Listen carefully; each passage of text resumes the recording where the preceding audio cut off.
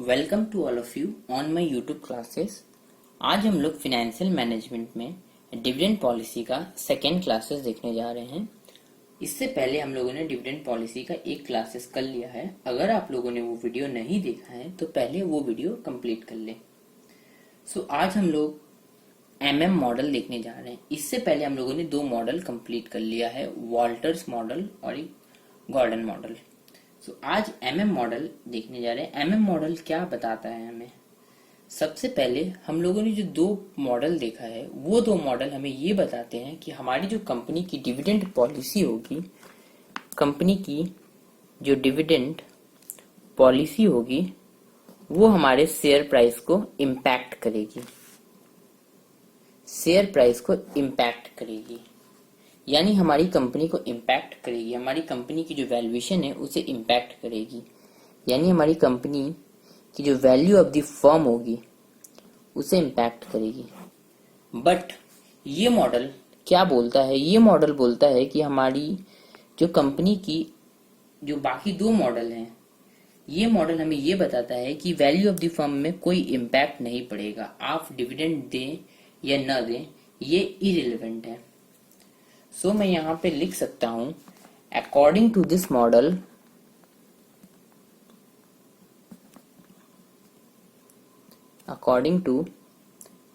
Model the market price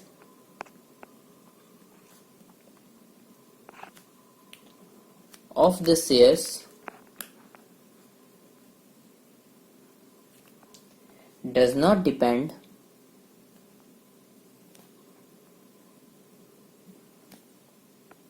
on the dividend policy.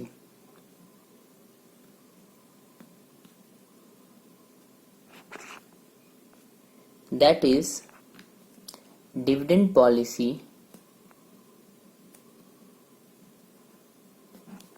is irrelevant. Dividend policy irrelevant है, ये model हमें ये बताता है।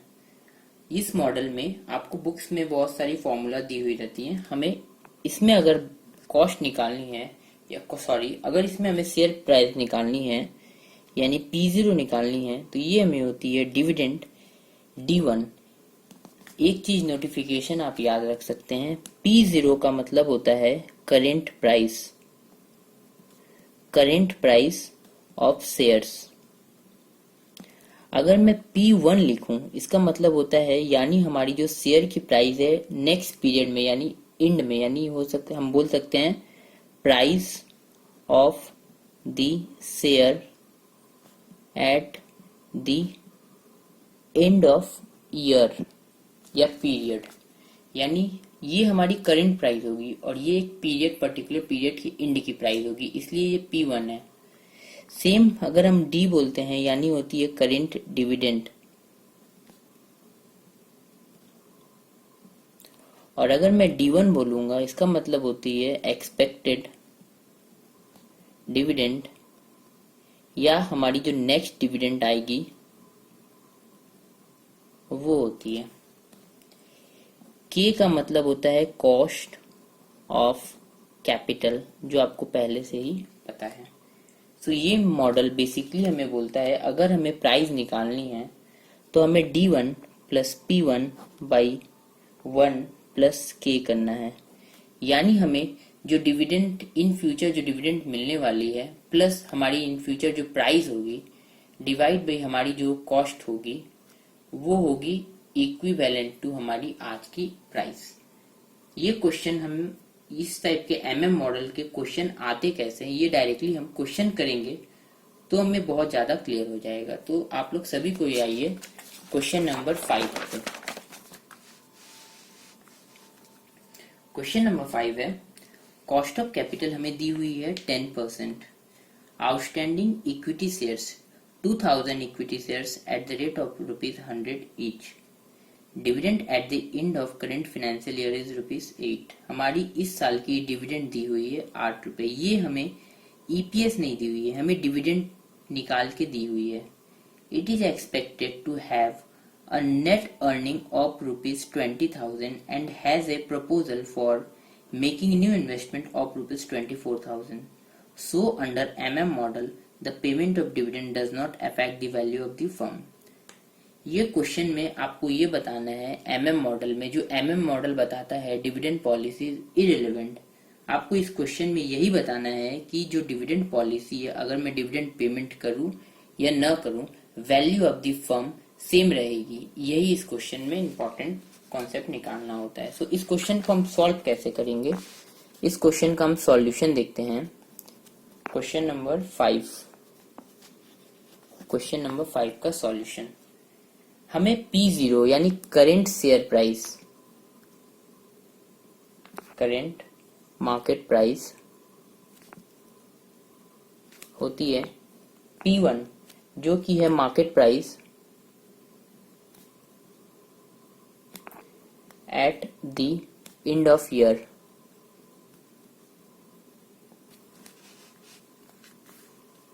D1 जो होती है dividend per share at the end of the year, जो हमें क्वेश्चन में दी हुई है ₹8। आपने क्वेश्चन में पढ़ा होगा, वहां पे क्लियर लिखा है dividend at the end of current financial year, यानी करेंट फाइनेंशियल ईयर के एंड पे, यानी ये हमारी D1 दी हुई है, न कि D। क्लियर है। एंड K यानी हमारी जो कॉस्ट है वो 10% है, कॉस्ट ऑफ कैपिटल 10% दी हुई है। अगर इस मॉडल से मैं सॉल्व करूं तो हमें प्रूफ करना है कि जो डिविडेंड पॉलिसी है वो इररिलेवेंट है। तो सबसे पहले ये आप स्टेप भी बोल सकते हैं, हमें 2 बार दिखाना होगा। पहले when dividend is paid and दूसरा when dividend is not paid. अगर मैं बोलूं व्हेन डिविडेंड इज पेड, अगर हम डिविडेंड पेमेंट करते हैं तो हमारी जो प्राइस होगी D1 plus P1 by 1 plus K। हमारी आज की जो प्राइस है, हमें क्वेश्चन में क्लियरली मेंशन की हुई है, आउटस्टैंडिंग शेयर 2000 शेयर से एंड ₹100 ईच, यानी हमारी प्राइस है ₹100। D1 जो क्वेश्चन में दी हुई है 8 प्लस P1 हमें निकालना है, डिवाइड बाई 1 प्लस 0.10। इसे हम सॉल्व करेंगे 100 इंटू 1.1 और यहाँ पे 8 ये माइनस में आ जाएगा। अगर मैं इसे करूँ 100 into 1.10 equal to 8 plus P1, P0 equal to ये दी हुई है P0, सॉरी ये ₹100 आ गई है। तो इसे मैं अगर इसे सॉल्व करूंगा तो ये आ जाएगी 100 इंटू 1.1 माइनस 8, ₹102। हमारी जो शेयर वैल्यू हो गई ₹102 हो गई। ये हमारी वैल्यू ऑफ द शेयर्स हम लोगों ने निकाला है P1, हमारी P1 आ गई 102। ये सबसे पहले हम लोगों ने निकाल लिया। अब नेक्स्ट आपको निकालनी है वैल्यू ऑफ द फर्म। ये हम लोगों ने निकालना है वैल्यू ऑफ द शेयर। अब value of the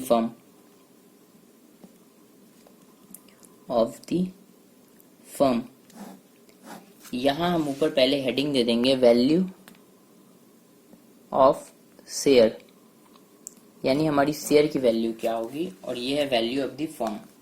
value of the firm में क्वेश्चन में बहुत बड़ी जो आपको बुक में दी हुई रहती है, बहुत बड़ी फॉर्मूला दी हुई रहती है। आपको फॉर्मूला नहीं रटना, आपको इसमें क्या करना है, सिंपल याद रखिए, जो P1 दी हुई है हमें वो लिख देना है, उससे मल्टीप्लाई करना है नंबर ऑफ शेयर से, यानी हमारी जो number of share existing shares है उससे मल्टीप्लाई करना है, प्लस हमारी जो एडिशनल कैपिटल रिक्वायर्ड है, एडिशनल कैपिटल जो रिक्वायरमेंट है, डिवाइड बाई हमारी आज की जो शेयर वैल्यू है माइनस इन्वेस्टमेंट प्लस अर्निंग्स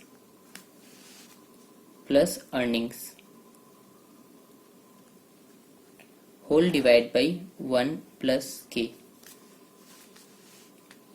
हमने जो ₹102 शेयर की वैल्यू निकाली है, हमें वो पुट कर देनी है। नंबर ऑफ शेयर्स जो हमें क्वेश्चन में दी हुई है 2000, प्लस हमें एडिशनल कैपिटल जितनी रिक्वायरमेंट है, डिवाइड बाई हमारी जो वैल्यू आ गई minus investment plus earning divide by 1 plus K।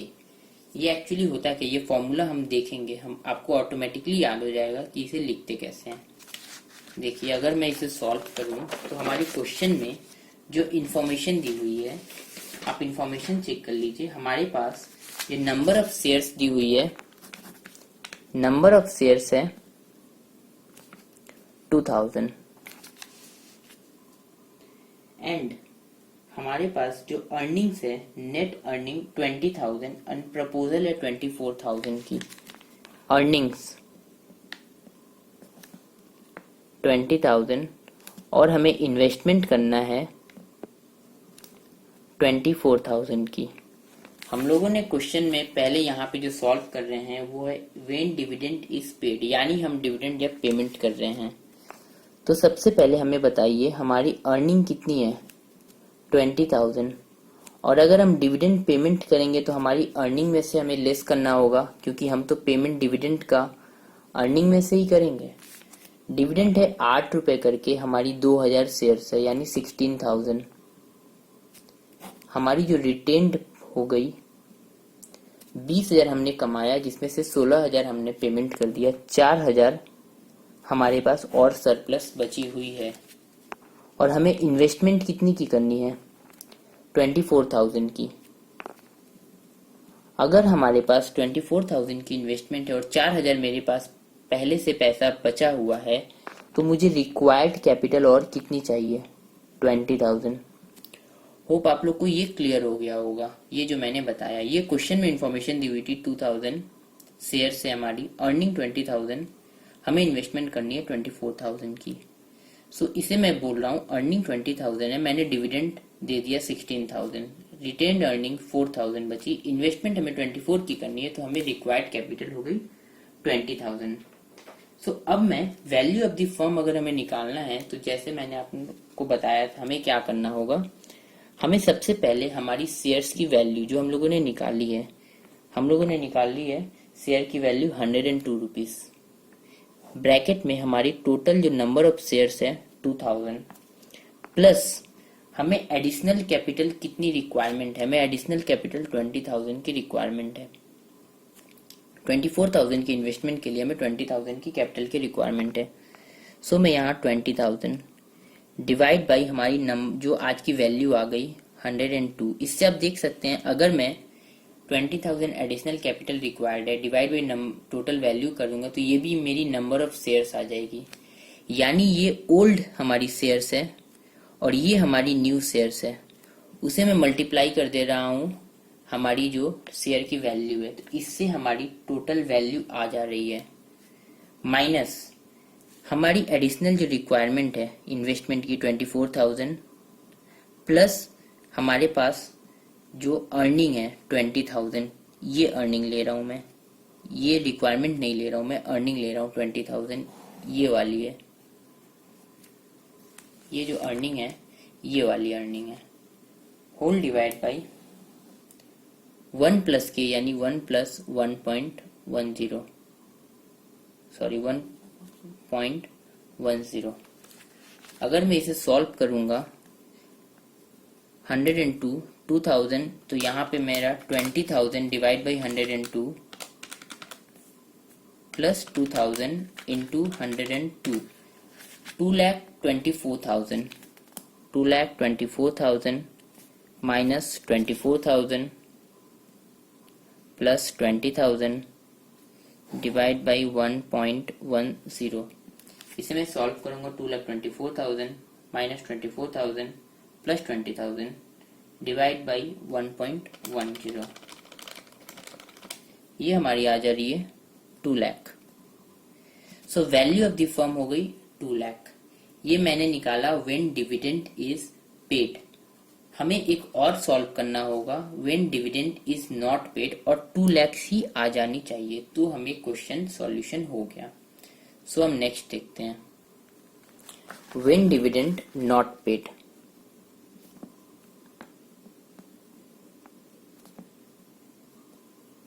When dividend not paid, अगर हम लोगों ने डिविडेंड की पेमेंट नहीं की है तो हमारी वैल्यू ऑफ द फर्म क्या आएगी। सो हमें पता है P0 equal to D1 plus P1 by 1 plus के।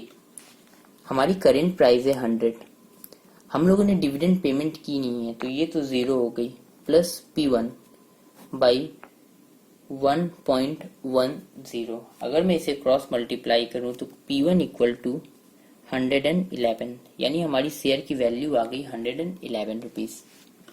वापस मैं अपने स्टेटमेंट बनाता हूं। हमारी अर्निंग हो गई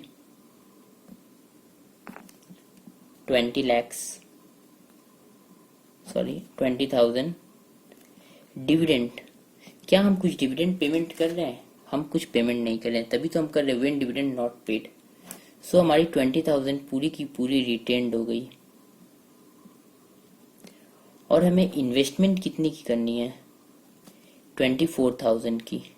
सो हमें एडिशनल कैपिटल जो रिक्वायर्ड है वो सिर्फ 4,000 की रिक्वायरमेंट है हमें।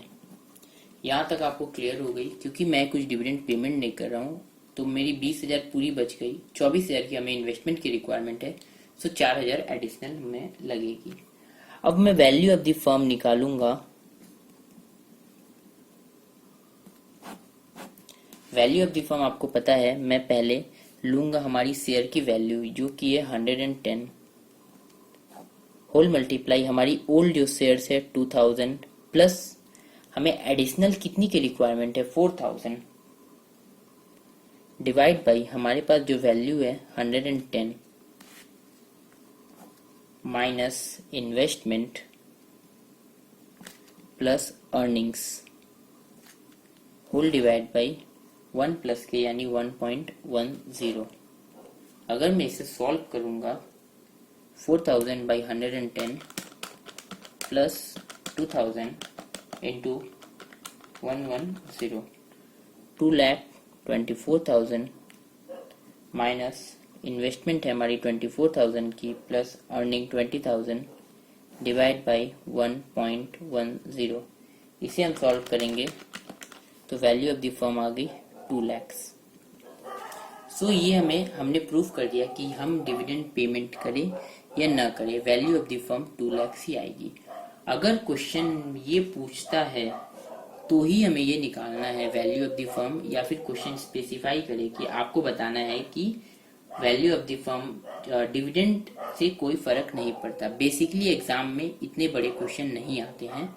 एग्जाम में जो क्वेश्चन आएंगे वो सिंपल आते हैं कि आपको वैल्यू ऑफ द शेयर निकालनी है, यानी पहले जो हम लोगों ने 110 निकाली हमें वो निकालने के लिए आती है, हमें वहीं तक निकाल के सॉल्व कर देना है। आप लोग क्वेश्चन नंबर 6 ट्राई कीजिए, ये आपका होमवर्क रहेगा। क्वेश्चन नंबर 6 में जो क्वेश्चन दिया हुआ है वो आप लोग देख लीजिएगा, मैं उसका सॉल्यूशन आपको दिखा देता हूँ। क्वेश्चन नंबर 6, क्वेश्चन नंबर 7, बाकी जितने क्वेश्चन हैं ये आप लोग ट्राई कर लीजिएगा, उसके बाद आप सॉल्यूशन देखिएगा। मैं अभी आपको आपके रेफरेंस के लिए सॉल्यूशन दिखा देता हूँ जिससे आप लोग को इजीली अंडरस्टैंडिंग हो जाएगी।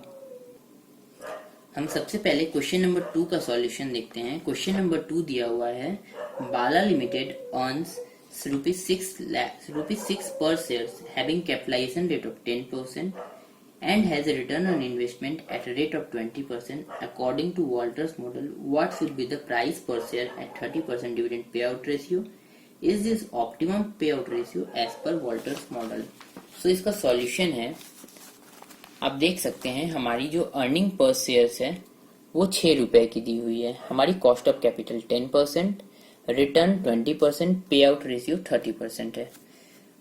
हम कमा रहे हैं 20% और हमारी कॉस्ट है 10%। सो हमें यहाँ पे डिविडेंड पॉलिसी हमारी ये होनी चाहिए, क्योंकि हम ज़्यादा कमा रहे हैं सो हमें पूरी की पूरी पैसे री इन्वेस्ट करने चाहिए। पे आउट रेशियो 0% रखना चाहिए।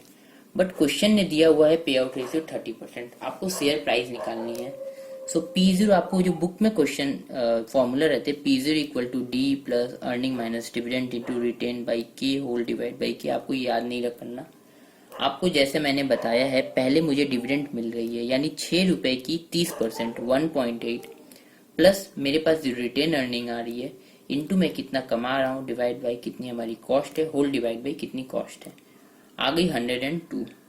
जैसा कि आपको पता है ये ऑप्टिमम पे आउट रेशियो नहीं है। ऑप्टिमम पे आउट रेशियो 0 होनी चाहिए। अगर मैं 0% पे करता हूँ सो हमारी शेयर प्राइस 102 रुपए से ज्यादा बढ़ेगी।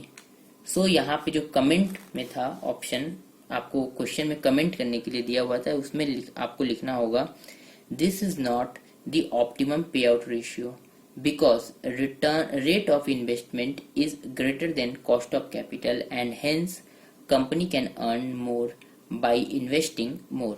The optimum payout ratio should be 0%.